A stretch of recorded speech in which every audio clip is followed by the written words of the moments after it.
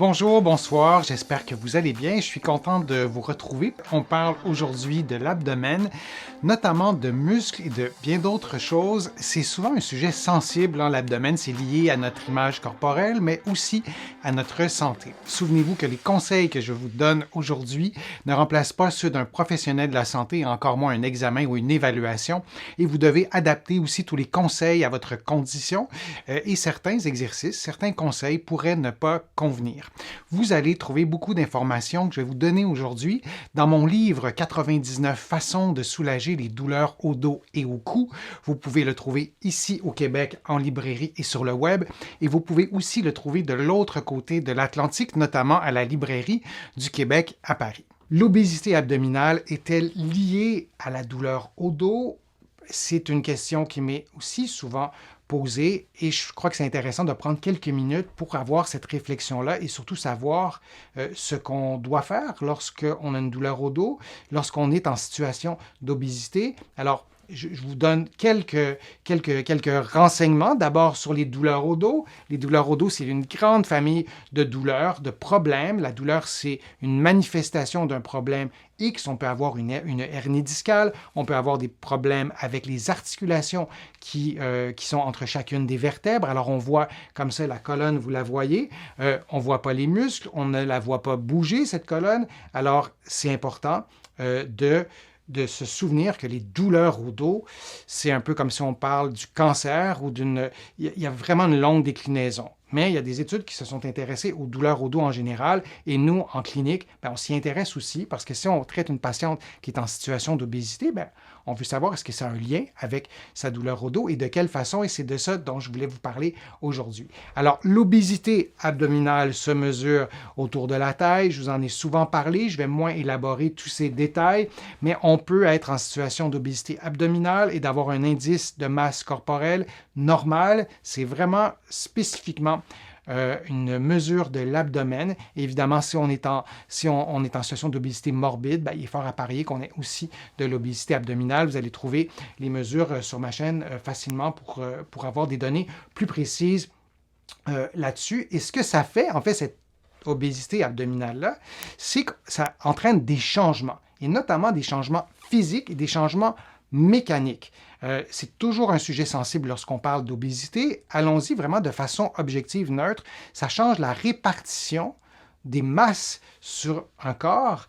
Et si on y va de face et de profil, alors un corps lambda, qui est un dessin, là, on aurait pu aussi dessiner de faire un dessin un peu moins parfait. C'est extrêmement difficile, je fais une parenthèse, de trouver des illustrations qui ne sont pas soit parfaites ou soit qui ridiculisent les personnes qui sont en situation d'obésité. Donc, j'ai eu vraiment du mal à trouver des illustrations qui me convenaient, mais j'ai choisi celle-là. Donc, si on est en situation d'obésité, on aura un changement dans la répartition des poids, donc on aura une masse plus importante au niveau de l'abdomen. Ça change quoi dans un contexte de douleur au dos, d'après vous?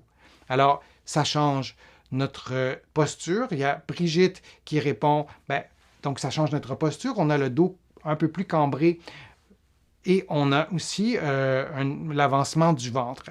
La cambrure du dos, elle n'est pas systématique. Parfois, ça se traduit autrement, mais oui, on peut avoir ça. Mais ça déplace notre centre de gravité ou notre centre de masse vers l'avant. Et ce qui est automatique, c'est que les muscles du dos doivent se contracter puisque votre corps est déplacé en quelque sorte vers l'avant.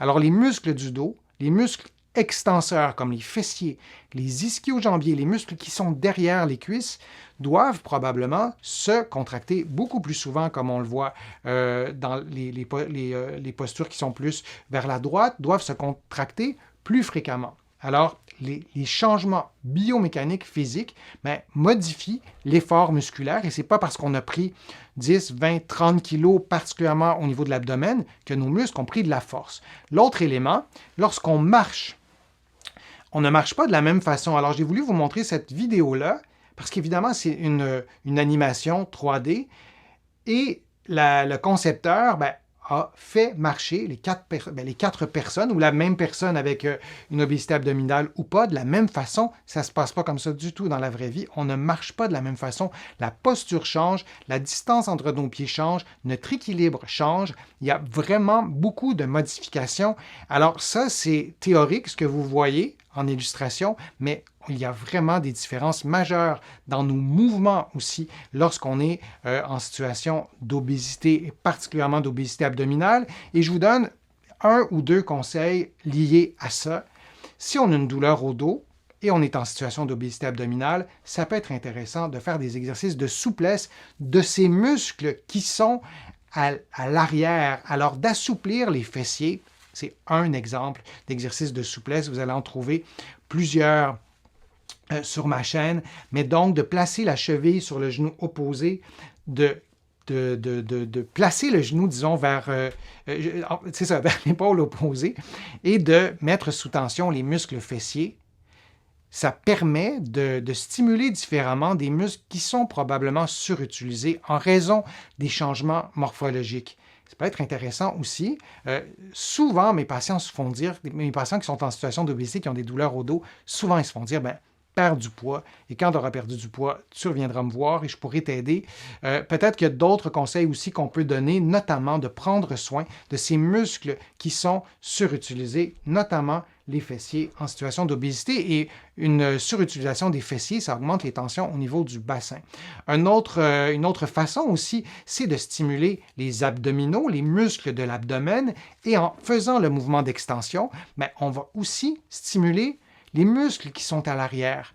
Je viens de vous parler de souplesse, mais aussi, si moi, je prends dans les prochains mois 10, 20, 30 kilos, j'aurai probablement pas pris la force nécessaire pour absorber, pour fonctionner avec ce nouveau poids. Alors, notre force musculaire et notre endurance musculaire devraient être proportionnelles d'une certaine façon à notre poids. Alors, l'exercice que vous voyez en ce moment, c'est un exercice de renforcement des abdominaux, mais aussi, dans la déclinaison que vous voyez, c'est un exercice aussi qui stimule les muscles qui sont à l'arrière, les fessiers, notamment les ischio-jambiers et les muscles du dos. Je vous montre un autre exercice que je vous ai déjà montré, mais un exercice pour stimuler les muscles qui sont devant les abdominaux. Lorsqu'on a cette graisse abdominale qui est devant, là aussi, ça peut être intéressant de tonifier les abdominaux pour bien stabiliser le tronc, malgré le fait qu'il y ait du poids supplémentaire qui se soit ajouté. Un autre élément aussi, une autre caractéristique de l'obésité abdominale et de l'obésité en général, ça augmente votre risque d'inflammation de bas niveau. Et là, on est dans des changements, comme vous le voyez, ou dans un changement physiologique et biochimique. Encore une fois, ce sujet sensible qui est l'obésité abdominale ou l'obésité en général, il ne faut pas oublier, il ne faut jamais que ça nous fasse perdre de vue qu'il y a des changements physiologiques. Le gras, je vous l'ai souvent dit, c'est un organe, ça produit des hormones, de la leptine, de la résistine, c'est vascularisé, c'est vraiment un organe à part entière. Et donc, quand on en a beaucoup, c'est comme si on avait plusieurs glandes thyroïdes, pour le dire de façon un peu grossière, là, mais donc ça modifie l'équilibre qu'il y a dans notre corps et ça augmente, ça nous met à risque d'être en situation d'inflammation de bas niveau. Et cette inflammation de bas niveau touche l'ensemble de notre corps. Les personnes qui ont cette inflammation de bas niveau sont plus à risque, par exemple, d'arthrite, de problèmes inflammatoires, sont plus à risque de maladies cardiovasculaires. Alors, dans un contexte de douleur au dos, selon le type de douleur qu'on a, la vascularisation, c'est important. La présence ou non d'inflammation, c'est important. Et ce qu'on sait, c'est qu'en situation d'obésité abdominale, de perdre un petit pourcentage de notre poids, pour le dire comme ça, ça a des effets positifs, 5 à 10 de diminution de poids corporel. On voit souvent, les patients vont voir une différence, entre autres en raison de ces changements biochimiques, mais aussi des changements biomécaniques, et j'en parlais tout à l'heure. Donc, l'obésité et la douleur au dos, c'est loin d'être une fatalité. Et moi, il n'y a rien qui me choque le plus de patients qui me consultent et qui se sont fait souvent dire, vu que tu es en situation d'obésité abdominale ou d'obésité globale, ça va être difficile de t'aider. C'est vrai que ce n'est pas c'est pas une situation qui facilite le traitement de la douleur au dos, mais ce n'est pas une fatalité et on doit en tenir compte, notamment en s'assurant de la santé de nos muscles qui sont situés à l'arrière, qui sont probablement surutilisés. Et un autre élément aussi qui peut vous aider, peut-être vous motiver, d'améliorer vos capacités cardio-respiratoires. Ça peut aussi être un élément qui joue en votre faveur pour avoir une meilleure santé.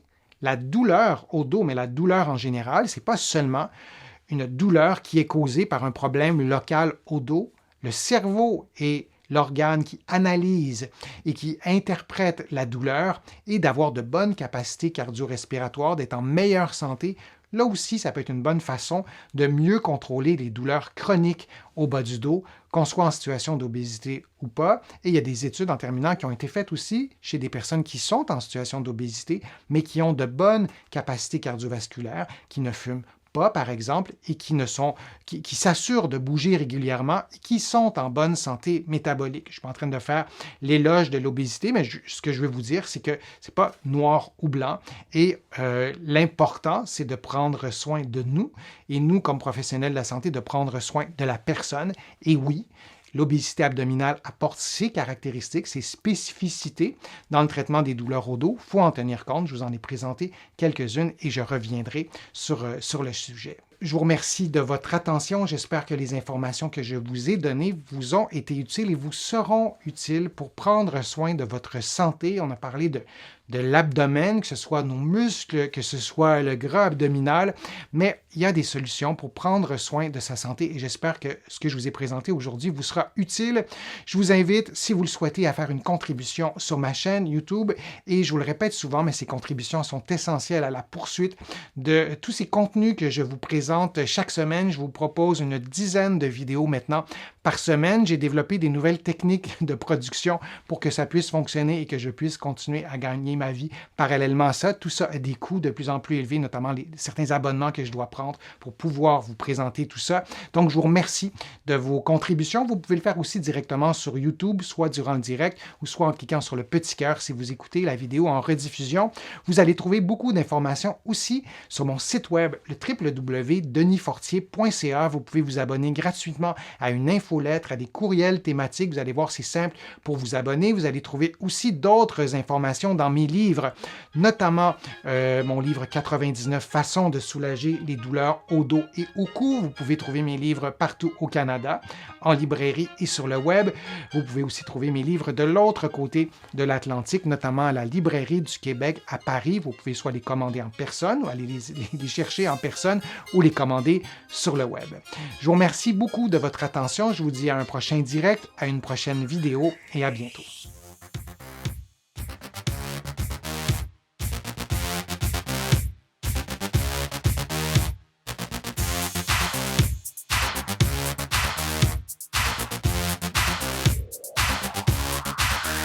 Shh.